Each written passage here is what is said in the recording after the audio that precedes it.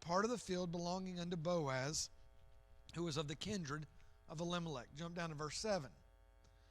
The second half. I'll read the whole verse. And she said, I pray you, let me glean and gather after the reapers among the sheaves. So she came, and these are the workers talking to Boaz. He asked about her. And they said, she said this. So she came and hath continued even from the morning until now, that she tarried a little in the house. And so we see here a godly woman. Number one, Ruth was respectful. Ruth was respectful. Verse 2 seems kind of innocuous. There's nothing really outstanding about what she says in verse 2 unless you understand the culture. For us, it would not be something when she says in verse 2, Ruth said, let me now go to the field and glean ears of corn, da-da-da-da-da. And she said unto her, go, my daughter. That doesn't seem in our culture, that's not like she's being real respectful. But in their culture, you didn't just go. She was a Moabitess. She's in the country of Israel. You don't just go do something. It wasn't that way. And so when she's saying, let me now go to the field, she's kind of asking for permission. Naomi was older. I don't know how old. I don't know that she was stricken in years. I don't believe she was stricken in years. But she was obviously older than Ruth. And Ruth says, I want to take care of you. I'm younger. I can do these things. Let me do this. Let me now go. And so she was respectful in understanding that she was older. Second of all, understanding Naomi was depressed. Some people would say, well, how do you gain? Where do you get that from? Well, you go back to the previous chapter when she came back to Bethlehem. Her name, Naomi, means God is sweet, or the sweetness of God. And she goes, she's gone. Her husband's dead. Her boys are dead. One of her daughters-in-law has left. And she comes back and they said, oh, it's Naomi. It's God's sweetness. And she says, don't call me Naomi. Call me Mara. Call me bitter. Call me sorrowful. She was so depressed, if you will, that she said, don't call me God is sweet. We talked about this last week before, her misplaced emotions. She said, God has dealt bitterly with me. He's dealt with me in a way that I didn't see coming. I don't deserve the way that God has dealt with me. Well, God didn't do the dealing. Elimelech leaving brought it to this place. And she's so depressed that she has gone from God is sweet to sorrow. Call me Mara, because Mara is depression. Ruth wanted to take care of Naomi. Let her see. Ruth wanted to take care of Naomi. We see this. I mean, it's obvious. I'll go. I'll do this. Naomi wasn't going to do it. Naomi just wasn't in a mindset, maybe even physically, she may not have been able to do it. But Ruth says, I'm going to take care of you. I'm going to make sure that we have what we need. You don't worry about it. I'm going to go get it taken care of. And then Ruth asked for the blessing to go.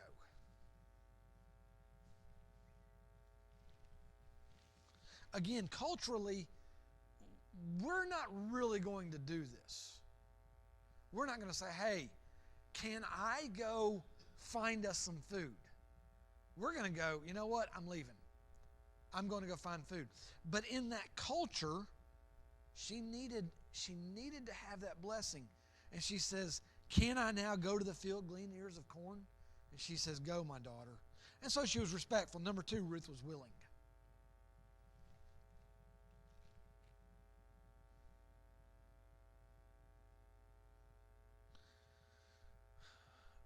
We had open hands last night, and I appreciate everybody that came. We were at capacity with workers. I mean, it was fantastic. We were in good shape. It was much better than last month. Don would agree with that as far as that goes. We help people with that food. And many of those people are incapable, I guess, of taking care of that. But we live in a society where we've glorified, I don't know that that's the right word, the welfare system. Hey, don't worry about going to work, man. Just go to the welfare office, fill out, and man, they'll take you get free this, free that, free. And I'm not saying that everybody who does that is abusing it.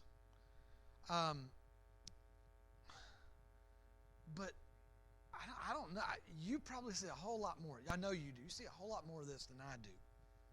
But I meet people sometimes and they say, well, I'm on disability. And I think to myself, you're 25 years old. And you're in good health. And there are people who are much older than you who are working a full-time job, who have true health problems. And we've encouraged in our society that. Ruth doesn't do that in that regard. She's not looking for a handout. Now, they don't have anything. But Ruth sees a need. Letter A, she saw a need. And in this society, nobody was going to stand out in front of the synagogue or the place of meeting with a box of food, and everybody that comes by, they're going to give them a box of food. That wasn't happening in this day. Yesterday, Liberty, isn't that right? Church of God or whatever it is out on East Commerce. Isn't that the one that's out there? Freedom, that's it, Freedom. They had their food bank ministry yesterday, right before ours. And so a lot of people are going there and then coming here. So they got a double dose. She wasn't going to get that. There was no man of the house to go work the field or anything like that. So she says, something's got to be done. Let her be, she was willing to fill the need. She says, I'm going to take care of it. I'm going to go do whatever is necessary to make sure that we have food in this house. She was willing. Man, if people would be more willing to serve God, God's not going to call us to do something we're incapable of doing. With His help, we can do anything. I understand that. But so many times, people aren't even willing to do anything. And oftentimes, when they're willing to do something, they're willing to do this, nothing else. I've told you before about the lady in Florida that came to me the one time, and we were having VBS, and I had all my workers for this, that, and the other, and I'd chosen somebody to do pictures. I said, hey, I don't have really any other place to go. Can you do pictures for me? And this person said yes. Well, this other lady comes to me and says, hey, I want to work in VBS. I said, okay, great. Let me figure out. She goes, well, I really would like to do pictures. I said, well, I've already got somebody doing pictures. Well, I just never get to get used. I said, I thought you wanted to work in VBS. Well, I wanted to do pictures. I said, oh, so you didn't want to work in VBS. You just wanted to do pictures. Well, yeah, but not willing.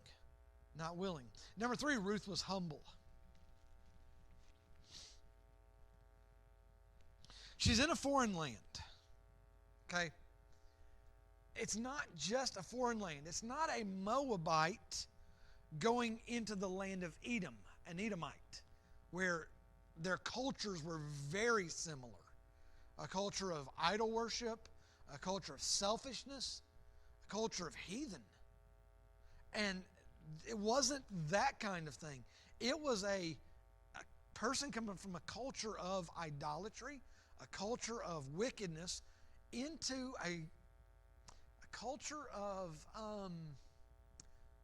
I think I can be accurate with saying this, because it tends toward this even today.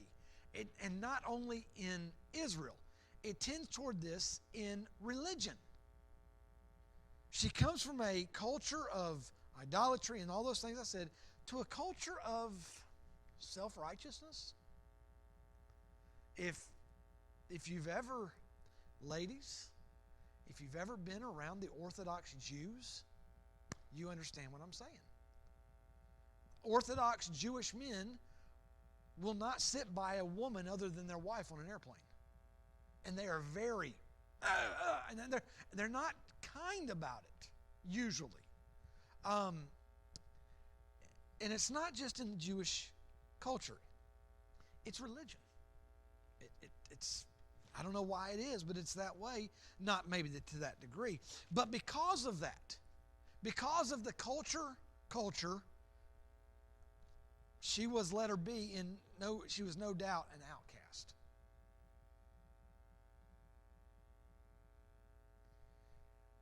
Ruth was probably beautiful.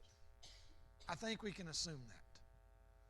Because of Boaz, Boaz was a well-to-do man in society. We talked about that last week. He had land, he probably had money, he had social status. He was an eligible bachelor. And of all of the women in Bethlehem, he picks a Moabitess, a woman from Moab. Now, I think women understand this better than men do. But men are attracted to the beautiful woman when the beautiful woman comes in the room. But how do women react when that beautiful woman comes in the room? I know nobody in here would do this. Nobody in here would do this. But when the beautiful woman comes in the room, look at her. Who does she think she is? And not only is she beautiful, she's a Moabite. So she has, in society, these strikes against her. She was I think, no doubt, an outcast. I don't think she fit in anywhere. She went to glean. This doesn't seem like a big deal to us. This is like, okay, well, she went to glean. But culturally, we need to understand a couple of things. Well, we know this. Gleaners didn't get first choice. Gleaning has to do with what was left over after the reapers came through.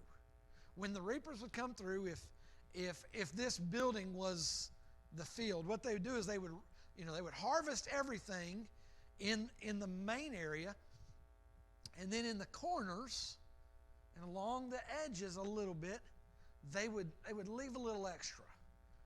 It was by law. It was in the Jewish law from God to leave for strangers, for widows, for the poor, things like that. And so when she went to glean, understand gleaners didn't get first choice. Gleaners were the lowest of society.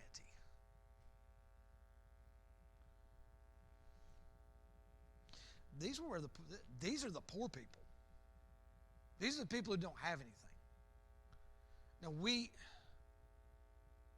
try not, I believe that, we try not to view, and I don't think we view people that come to open hands this way. Our society is a little different. We have handicapped parking places. Okay? They didn't have handicapped parking places. They wouldn't have. People who could not contribute to society in this day were useless to them. It would be like in a society that truly looks down on the downtrodden, it'd be like going to open hands for her. Having to get in line and get what was left over. It was not something that you would go, all right, let's go glean. Because you're going to get those looks. You're going to get treated differently than everybody else. And so when she says, let me go. Let me now go to the field and glean ears of corn.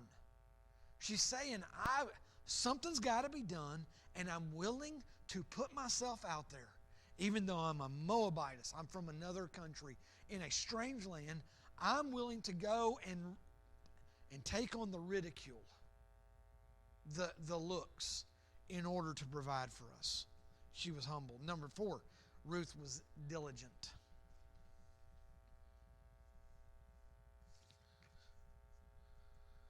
We know that the best had been taken. We've already covered that.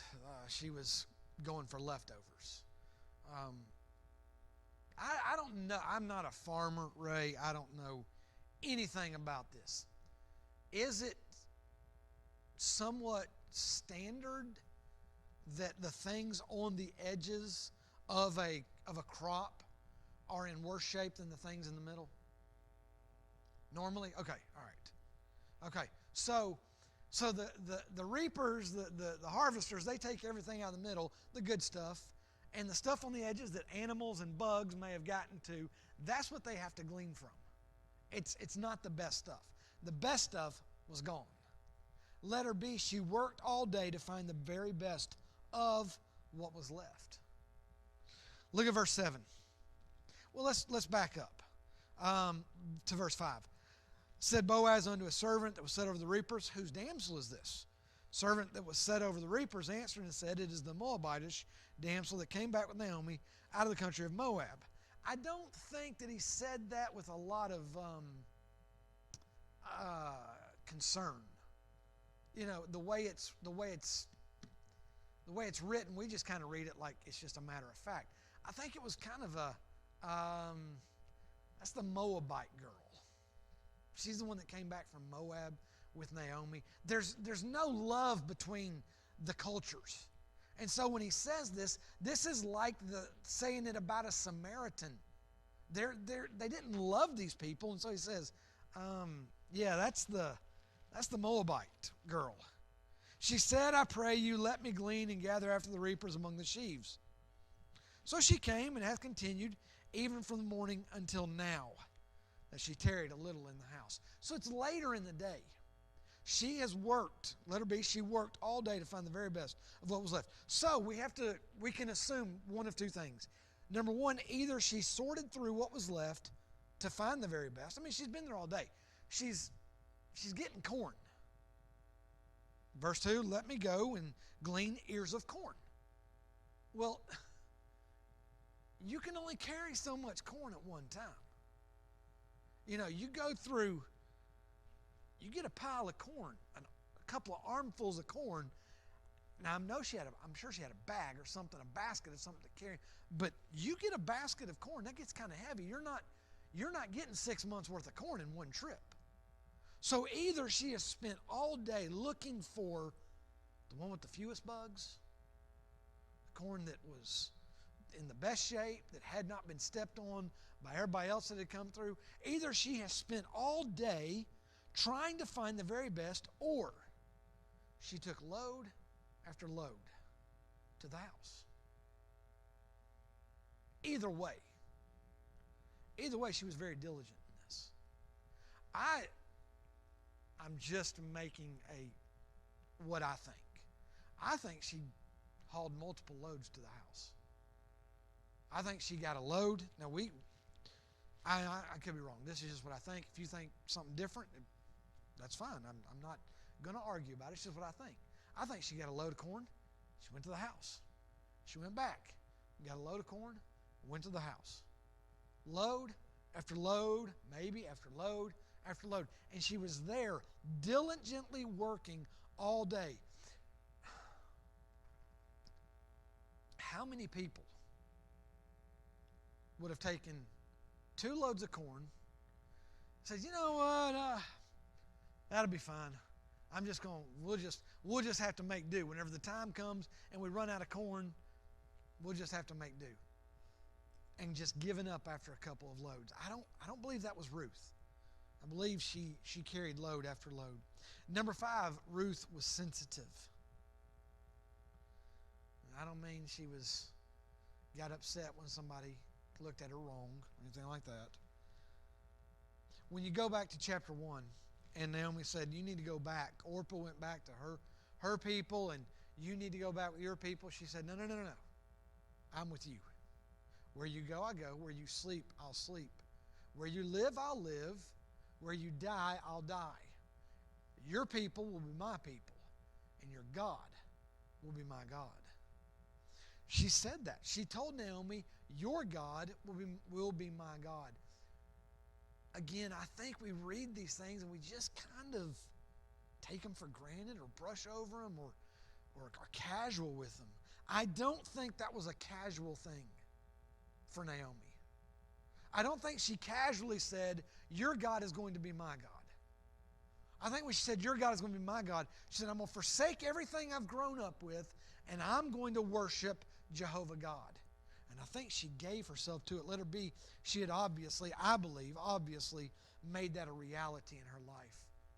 That Naomi's God was going to be her God. Now, she wasn't an Israelite. But that didn't mean she couldn't worship God. She could still worship God. Now, when she marries Boaz, she is redeemed into that family, but she's probably, if we were to call them Christians, she probably acts like a better Christian than most of the other Christians, if you understand what I'm saying. But she made God a reality in her life. Now look at verse 3. And she went and came and gleaned in the field after the reapers. And her hap, or it happened. Her hap was to light on a part of the field belonging unto Boaz, who was of the kindred of Elimelech. Now, although she supposed it, I don't know that she supposed it. Maybe years later she didn't, but at the time maybe she did. Supposed it to be happenstance. She was following God's direction. I believe she was submissive to God. I don't think she said, okay, God, I'm looking for a husband. I'm looking for somebody to provide. Will you show me the field? But she says, she went, in verse 2, let me now go to the field and glean ears of corn after him in whose sight I shall find grace. I know that's a common idea, but I think that it has more to do with her relationship with God than anything. She says, I'm gonna go out, and wherever God lets me, that's where I'm gonna glean. And I think she just went and she followed God's direction, I believe. Now, had Ruth, this is a little side note at the end, had Ruth not been respectful, willing, humble, diligent, and sensitive, who knows how the story would have gone. Imagine if Ruth, let's go back through the outline. Imagine if Ruth had not been respectful. If she said, you know what, I'm going to go do something. I don't care whether you like it or not. I'm going to go find something. And we got to do something. Or maybe she said, you know what, you're the Israelite. You provide for us. You're the older one. You're the one that's got family. If she had not been respectful and said, let me go. If she had not been willing. She saw the need. There's a big difference in seeing the need and fulfilling the need. Lots of people see the need. I'm talking about this with Mom the other night. Lots of people see the need. Oh, look at that. Look at that. Somebody needs to do that right there.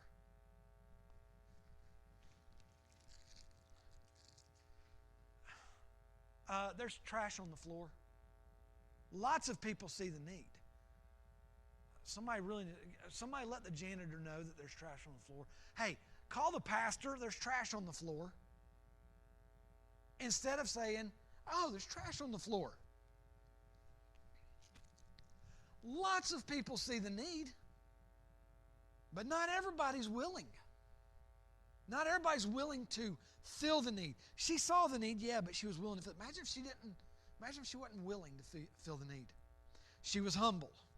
Imagine if she'd have been too proud. I'm not going down there. That's where poor people go. I'm not going down. I'm not going to be seen with those people. Man, people talk bad enough about me as it is. Go glean in the field? I don't think so. You've got kinfolk. How about ask them for a little help? She was humble. She was diligent. Now, if she had gone and either gotten a little bit or gotten just the ones that she could get to real easy of the corn, and then she left and went home. And Boaz did not see her like this. And Boaz doesn't see her in the field and go, hey, who's that? And his servants say, man, she's been here all day. And we'll look at what he says next week. If she had not been any of those things and not sensitive to the leading of God, what would the story have looked like? Would we have the story of Ruth? I doubt it. I don't think Ruth would have been in the lineage of David. I don't think, of course, if she wasn't in the lineage of David, she wouldn't have been in the lineage of Jesus Christ. But because she was a good, a godly woman, a virtuous woman, and been all of these things, because she was, we know how the story goes. Now, the challenge to us, are we willing to be these things? Are we willing to be respectful? Oh, yeah, respectful. Yeah, I got no problem with that. I say, yes, ma'am, yes, sir. No, ma'am, no, sir. Hold the door, shut the door. I take care of that. Okay, great. Are we willing to be willing? Well, in some things. Are we willing to be willing? Are we willing to be humble? Are we willing to be diligent and stay the course and be right in line? And are we willing to be sensitive? Man, who knows? I think about my life. How many things have I missed? How would the story look different? Or how different would the story look if along the way I had been more this at the time than I was? What would the story look like if I had been more respectful, more willing, more humble, more diligent, more sensitive to the leading of the Holy Spirit? How different would it look?